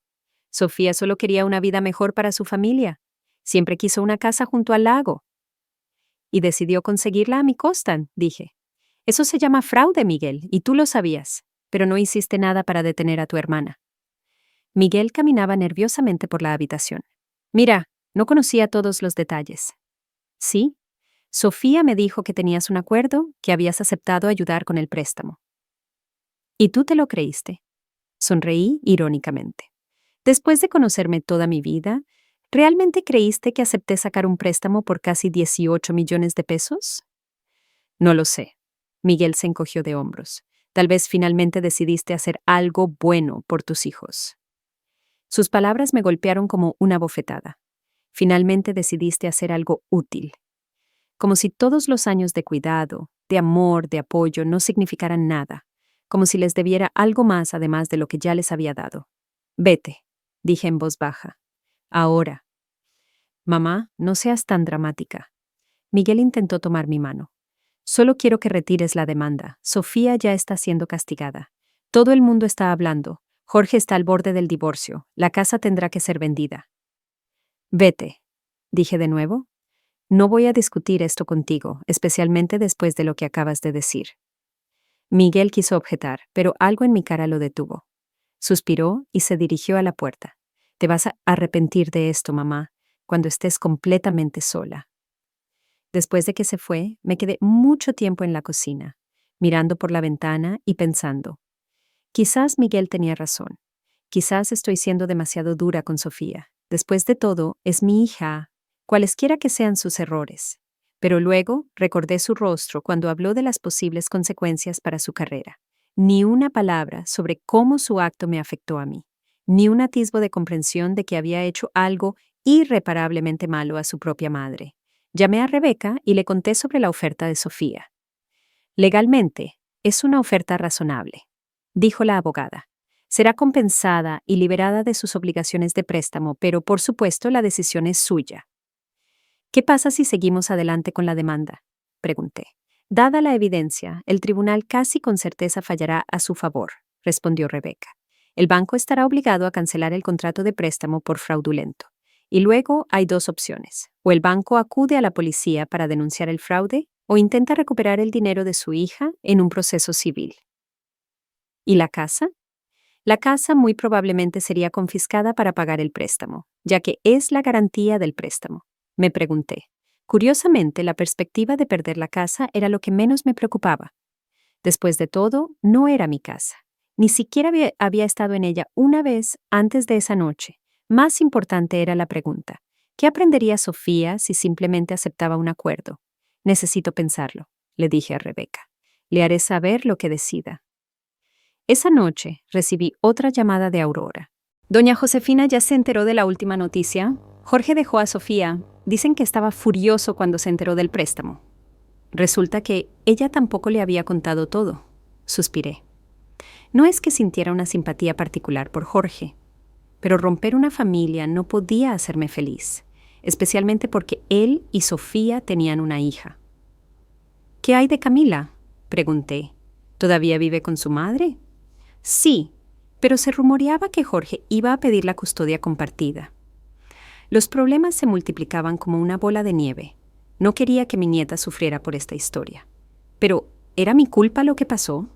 ¿No fueron las acciones de Sofía las que desencadenaron esta cadena de eventos? Me quedé despierta toda la noche pensando en la situación. Por la mañana decidí que no iba a llegar a un acuerdo, que el tribunal conociera el caso y dictara un juicio justo. Solo entonces Sofía realmente se daría cuenta de la gravedad de lo que había hecho. El juicio comenzó un mes después. Sofía contrató a un abogado caro de la capital que basó su defensa en el hecho de que yo supuestamente di mi consentimiento verbal al préstamo. Pero cuando Rebeca presentó las pruebas, análisis caligráficos, documentos médicos que probaban mi coartada, testimonios de empleados del banco, quedó claro que la defensa no tenía ninguna posibilidad. La jueza, una mujer mayor con una mirada perspicaz, escuchó atentamente a ambas partes.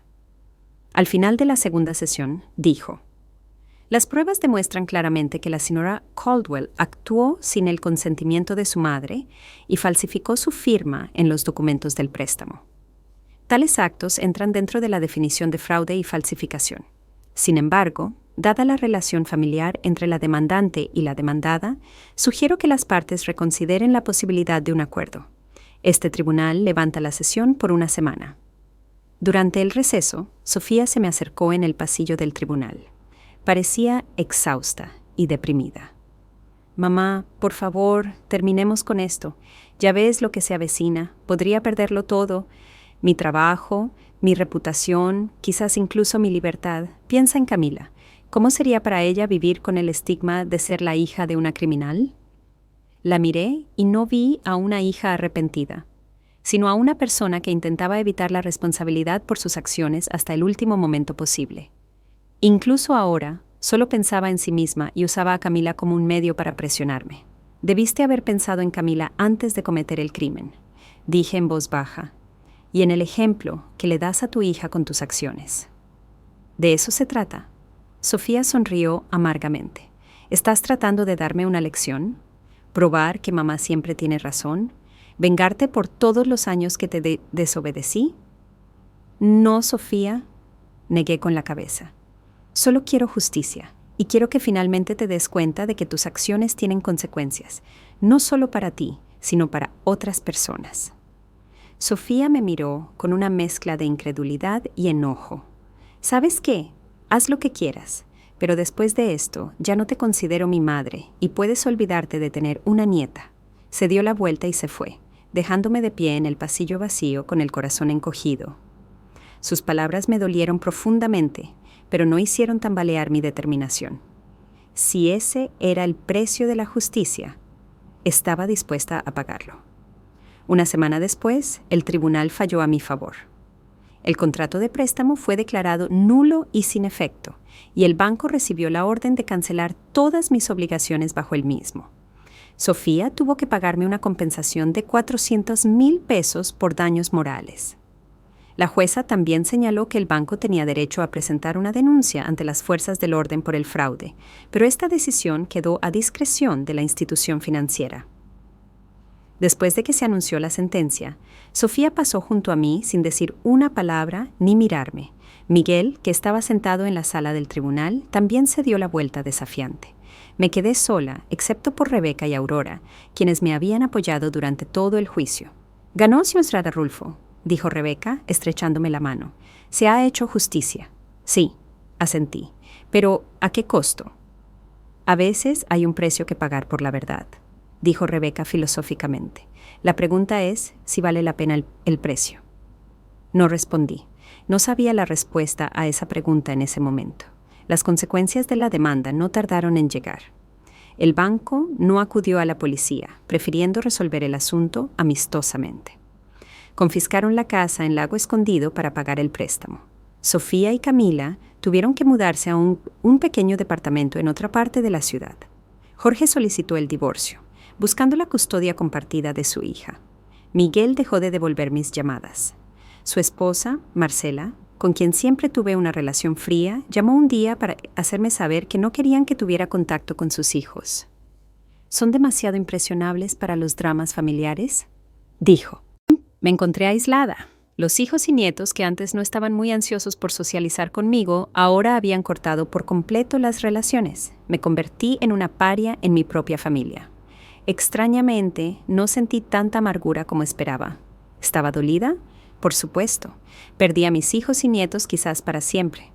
Pero al mismo tiempo gané algo igualmente importante: la autoestima y la libertad de las relaciones tóxicas que habían estado carcomiendo mi alma durante años. Aurora se convirtió en mi mayor apoyo durante este periodo. Pasaba casi todos los días trayéndome pan recién horneado, contándome las noticias de la ciudad, simplemente estando allí para mí. Ella fue quien sugirió que comenzara un nuevo capítulo en mi vida. «Doña Josefina, ¿cuántos años lleva viviendo para los demás?», me preguntó un día mientras tomábamos una taza de té. Primero para su esposo, luego para sus hijos. «¿Y cuándo fue la última vez que hizo algo solo para usted? Algo con lo que soñaba, pero que pospuso para más tarde», me pregunté. «¿En serio? ¿Cuándo? Quizás antes de tener hijos o incluso antes de casarme». «Lo ve», exclamó Aurora, notando mi confusión. Es hora de arreglar esto. Está libre, tiene algunos ahorros más la compensación del tribunal. ¿Qué le gustaría hacer? ¿A dónde le gustaría ir? ¿Qué le gustaría aprender? No lo sé, estaba confundida. ¿Ha pasado tanto tiempo desde que pensé en mis propios deseos? Entonces empecemos poco a poco, dijo Aurora con firmeza. Nos inscribí en clases de computación en el centro comunitario 2 veces por semana, martes y jueves. Empieza el próximo martes. ¿Computación? Me sorprendí. ¿Por qué? Porque el mundo no se detiene, y nosotros tampoco deberíamos. Aurora sonrió. Además, será divertido. Imagínese, riéndonos de nuestros torpes intentos de dominar estas cosas modernas. Acepté, aunque con cierta vacilación. Pensé que era demasiado tarde para aprender cosas nuevas a mi edad. Pero Aurora fue inflexible, y tenía razón. El curso resultó ser exactamente lo que necesitaba. No tanto por el conocimiento que adquirí, aunque sí aprendí mucho, sino por el ambiente. Había gente de mi edad con problemas e intereses similares, personas que no me veían como una carga o una fuente de herencia potencial, personas con las que podía socializar como igual. Alrededor de un mes después de iniciado el curso, recibí una llamada de Rebeca. Señora Rulfo, tengo noticias para usted. El Banco Nacional La Piedad le ofrece 300,000 pesos adicionales por daños morales. Han admitido que su empleado, Gerardo Pérez, violó sus procedimientos de revisión al hacer el préstamo y quieren evitar más procedimientos. Bueno, eso es bastante justo, dije. Si el banco hubiera sido más vigilante, nada de esto habría pasado. Muy cierto, Rebeca estuvo de acuerdo. Prepararé todos los documentos necesarios. ¿Cómo está, por cierto? Sorprendentemente bien, dije honestamente. Claro, extraño pasar tiempo con mis nietos, pero por lo demás me siento más libre de lo que he estado en años. Me alegra oír eso. Rebeca sonó genuinamente complacida. ¿Sabes? He visto muchos casos como este, y a menudo la gente, incluso si gana en la corte, siente que ha perdido debido a una relación rota. Pero tú pareces haber encontrado algo positivo en esta situación. Sí, supongo que sí, acepté. Me di cuenta de que puedo vivir para mí misma, no solo para mis hijos, y que mi valor como ser humano no depende de su actitud hacia mí. Habiendo recibido una compensación adicional del banco, por primera vez en mi vida era dueña de una suma de dinero bastante grande, de la que podía disponer a mi propia discreción. Antes, todos mis ahorros se gastaban en las necesidades de mi familia o se guardaban para un día lluvioso. Ahora podía permitirme algo con lo que siempre había soñado, pero que nunca me había atrevido a hacer. «Deberías irte de viaje», me instó Aurora. «¿Recuerdas cuando siempre quisiste conocer Italia?» «Eso fue hace mucho tiempo», sonreí, incluso antes de que nacieran los niños. Roberto prometió que iríamos allí para nuestras bodas de plata, pero luego comenzaron mis problemas de salud y no tuve tiempo para viajar. Así que recupera el tiempo perdido, me guiñó Aurora. Imagina Venecia, góndolas, calles estrechas, cafés en la Piazza San Marco. ¿Vendrías conmigo?, le pregunté de repente. Aurora se quedó paralizada con una taza en los labios. ¿Yo? Pero pensé que querrías ir sola. ¿Por qué querría ir sola?, negué con la cabeza. Sería más divertido con 2 personas. Además, siempre has sido más valiente que yo. Si me confundo, tú sabes exactamente qué hacer. Aurora sonrió. Sabes, nunca he estado en Europa. Siempre quise ir, pero siempre tuve hijos, nietos y compromisos. Sí, doña Josefina, iré. Bien, dije.